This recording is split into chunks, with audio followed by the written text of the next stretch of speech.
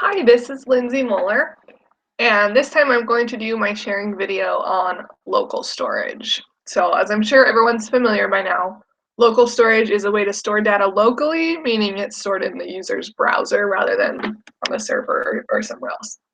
So local storage is similar to using cookies, but it's easier and more secure than cookies because the data isn't being sent to the server.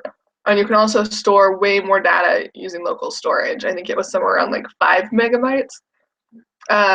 Also with local storage, you can make the data last forever, or you can have it last just as long as the session is open. So when you close the browser tab, then the data would be lost. So local storage is useful in instances where a user might be typing the same information, like if you were submitting a form. This way, if the user was to accidentally close the browser, all that information would be saved when the browser's reopened. And that's kind of the example that I built. So I created this simple form here. And when you save the data, so you didn't have time to fill out the whole thing, you didn't know, or you're missing a piece of information, you could save it and then close the browser, come back later, and all the data that you'd already entered would still be there. So the way that I have this set up is that when you submit the data, it's going to clear the local storage memory. So I'll just show you real quick.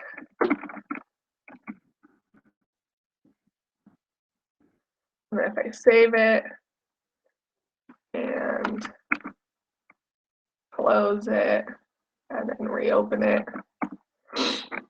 so that data should be saved in there, saved in the local storage. So there it is. And then if I were to submit it, then it just clears it out. So the code for this looks like this. So here's the HTML form and 2 buttons. That's all it is. Each input field has this unique ID, like normal. So the way it works is that local storage uses name-value pairs. So up here on test, I should have put it as save or something. But I set a variable and then get the unique ID for the element and set that equal to the variable. And then next you set the local storage object by using the name value pair. So the element ID, this is the ID. So that's the name, and then the variable becomes the value. So the same variable. So now I've set whatever the user enters into the box with this ID of name, that's going to become equal to this variable input. And so I just did that the same for each box. So when I press save, each of the text box, each of the inputs becomes a different variable that gets saved to the local storage, and it'll remain there till I delete it. So removing from local storage is done pretty much the same way. I called it submit just to be clever. I don't know. But really it's just removing it. Ideally, you would submit your form and have it send that data to the server or to your database. But I didn't create a database, so this is how mine's just removing it, that's all. So all it's doing is removing the element by the same ID. So it's getting that same ID and then local storage dot remove item. And then the last thing to mention is just this load function.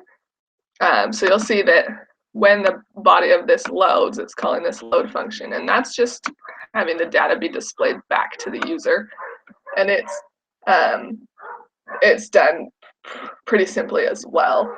So this is just saying that if there's data that's been saved to local storage, display it when the page loads. Otherwise, nothing. You wouldn't know that it was saved. I guess there could still be saved data, but it just wouldn't be visible to the user. So kind of the same idea. It's just so it's setting this ID equal to a variable, but it's running this if statement that just says if there's a value for this stored variable, then get the value and basically just display it back.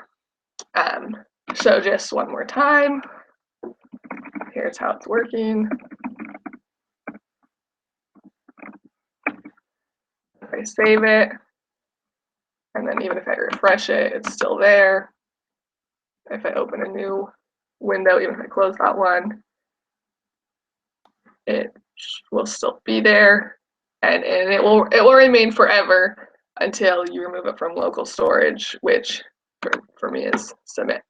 So that's it, and thanks for watching.